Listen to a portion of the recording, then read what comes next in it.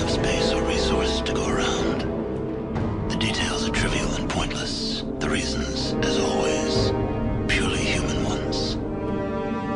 The Earth was nearly wiped clean of life. A great cleansing, an atomic spark struck by human hands, quickly raged out of control. Spears of nuclear fire rained from the skies. Continents were swallowed in flames and fell beneath the boiling oceans. Humanity was almost extinguished, their spirits becoming part of the background radiation that blanketed the Earth. A quiet darkness fell across the planet. Hey guys, and welcome to episode 12 of Fallout History and Lore. In the last episode, we took a look at the first two DLCs for Fallout New Vegas.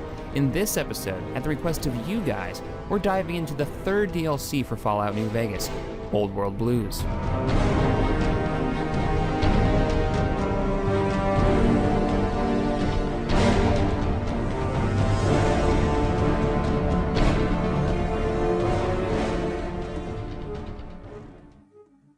Old World Blues is the third add-on for Fallout New Vegas, released on July 19th for most platforms.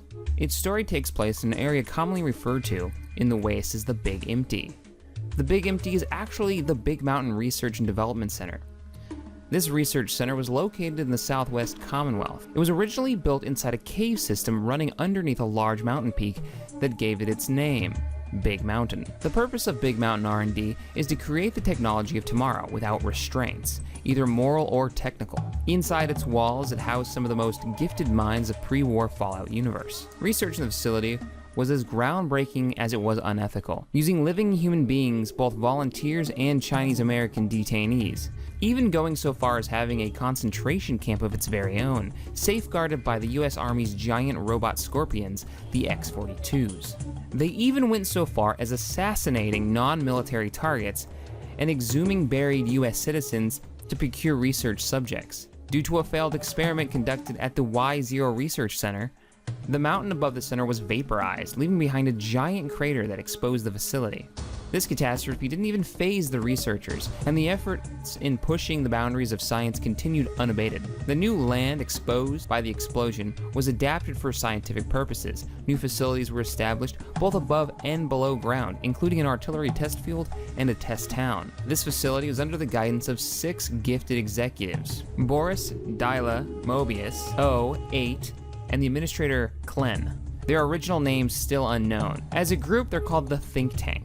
The facility gave birth to new technologies such as next-generation hazmat suits, new models of cyborg dogs, advanced stealth suits, holograms, and much more. At the same time, many new horrors also were born in the laboratories of the Big Mountain. The Cazadors, the Night Stalkers, mutagenic plants, previously unknown toxins, and some of the other fearsome creatures that are in the wasteland. Both types were sold to private parties in exchange for certain favors.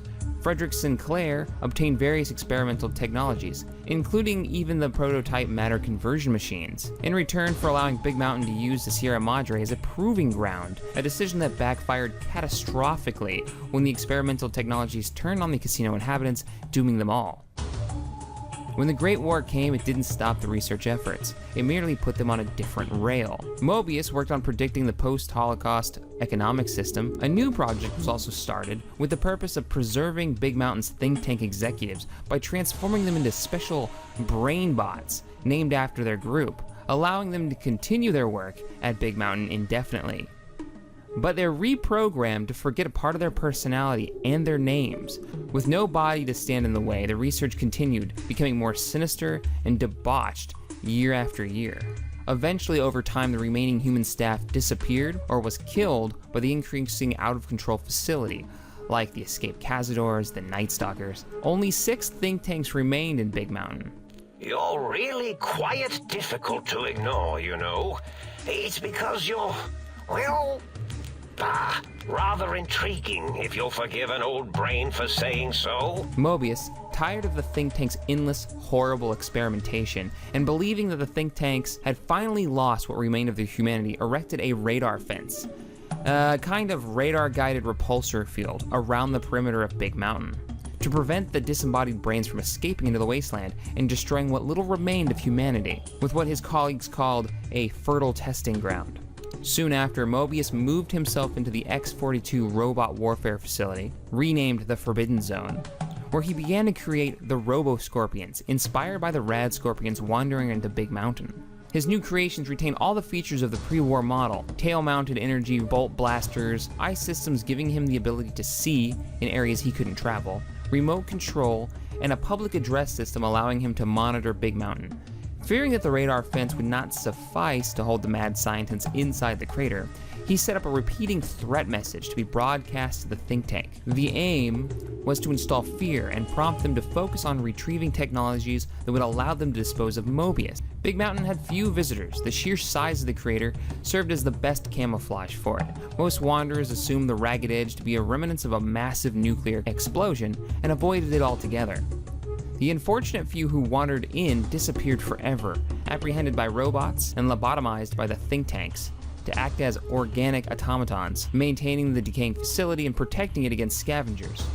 Over the years, it became known in the wasteland as the Big Empty, a place where nothing exists. Its size and aura of mystery blocked the establishment of trade routes and reliable supply caravans between the Boneyard and New Vegas, a fact that proved crucial for the survival of Caesar's Legion immediately following the first battle of the Hoover Dam, as the NCR wasn't able to reinforce its arms quickly enough. Even if the facility's security was almost perfect, 3 people were able to elude the think tank and survive the horrors intended for them: Elijah, Ulysses, and Christine Royce. Elijah came to the Big Empty in search of weapons that would allow him to destroy the NCR and everyone who would oppose him in the creation of a new Brotherhood of Steel order. Elijah scoured the facility for technologies that would be useful to him in his endeavor. Namely, after learning of the Sierra Madre from Ulysses, he started gathering equipment that would allow him to crack the casino. The most important and sinister of the 3 were the concentration camp detainment collars that he experimented with during his stay. To find out if there was anything outside of Big Mountain, the think tank sent a satellite prototype with a unique charge of teleportation outside the Big Mountain,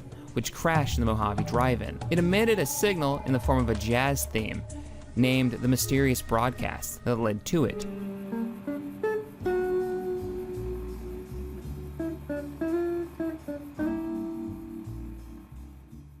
The courier arrived just after having been guided by the signal, inspected the satellite during the night, and triggered the unique teleporter.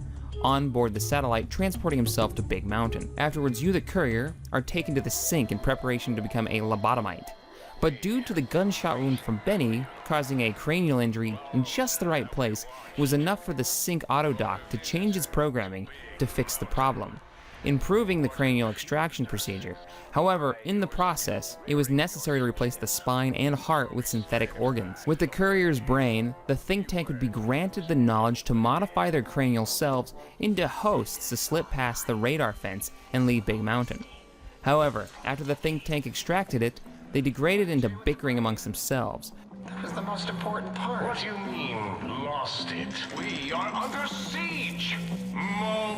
Mobius saw an opportunity to steal the courier's brain with its knowledge and bring it into the Forbidden Zone, wanting to escape with the brain intact.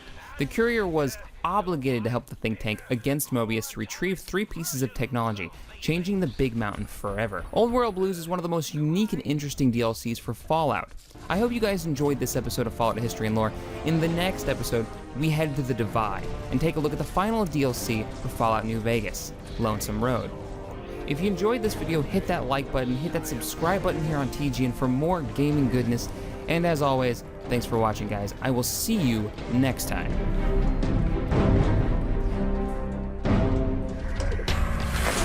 Get your brain back!